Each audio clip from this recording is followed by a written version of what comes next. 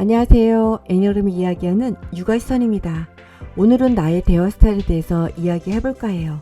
말을 잘하는 사람이 대화를 잘하는 사람은 아닙니다. 말은 혼자 해도 되지만 대화는 관계 속에서 이루어집니다. 대화를 잘하는 사람은 사람들 사이에서 좋은 관계를 만들어갈 수 있습니다. 그러기 위해선 나의 대화 패턴을 아는 것이 가장 중요하겠죠.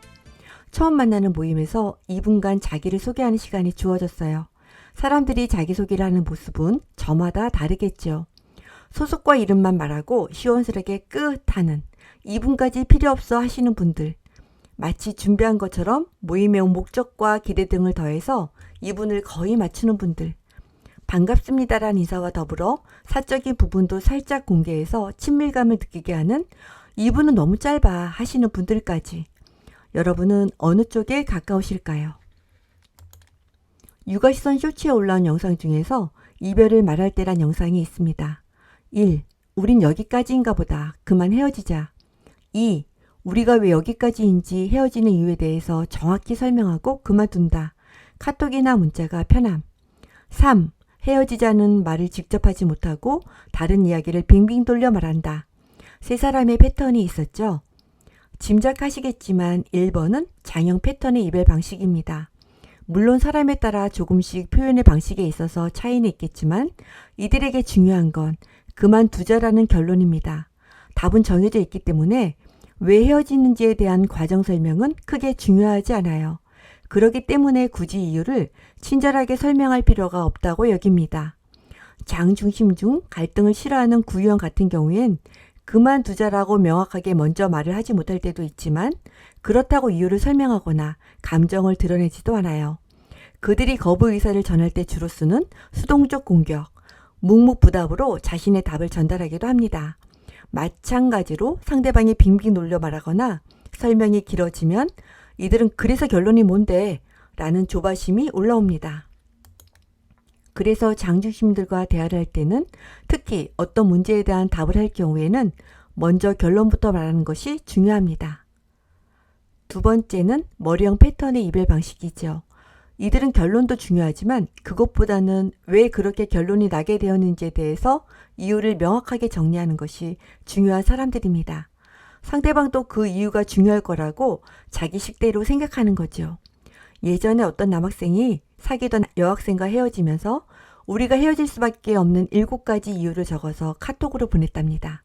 자신은 그 카톡을 읽으면 여자친구도 수긍하며 잘 마무리될 줄 알았는데 그 이야기를 주변 친구들에게 하며 어떻게 이렇게 잔인하게 이별을 통보하냐.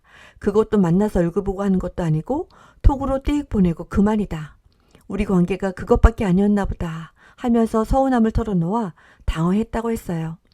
만일 여러분들이 이런 톡을 받으셨다면 어떠실까요? 머리중심들은 행동에 대한 이유, 결과에 대한 이유를 설명하고 이해하는 것이 중요한 사람들이라 상대방이 명확하게 설명하지 않고 단답형으로 하거나 두리뭉실 넘어가면 이해가 안 돼서 자꾸 따져묻게 되죠. 왜 그런 거야? 왜 그렇게 생각해? 왜 헤어져야 하는 거야? 여러분들이 머리중심들과 이야기를 할 때, 특히 어떤 문제에 대한 답을 할 때는 그 답을 선택한 이유에 대해서 충분히 설명을 하고 대화를 이어가시는 방법을 추천드립니다. 3번은 가슴 중심의 이별 방식 패턴이겠죠.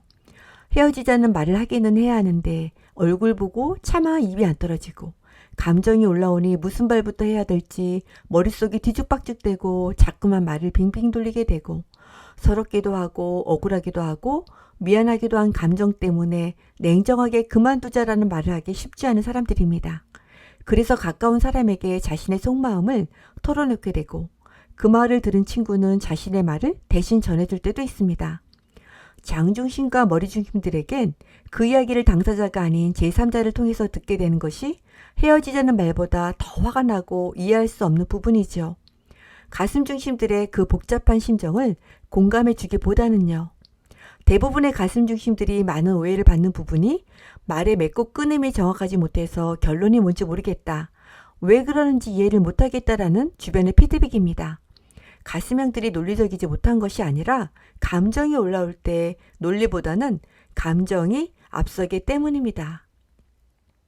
가슴중심들과 대화를 할 때는 말로 하는 대화만이 아닌 표정과 제스처, 친근한 말투로 대화를 이어가는 방법을 추천합니다. 아, 난 머리형이고 넌 가슴형이라 그렇게 말을 하는구나. 아니면 내가 장형이라서 가슴형인 너는 내 말이 서운할 수도 있었겠다.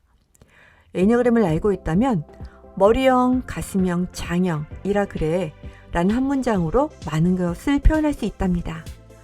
다음 영상에선 더 유익한 영상으로 찾아뵙겠습니다. 감사합니다.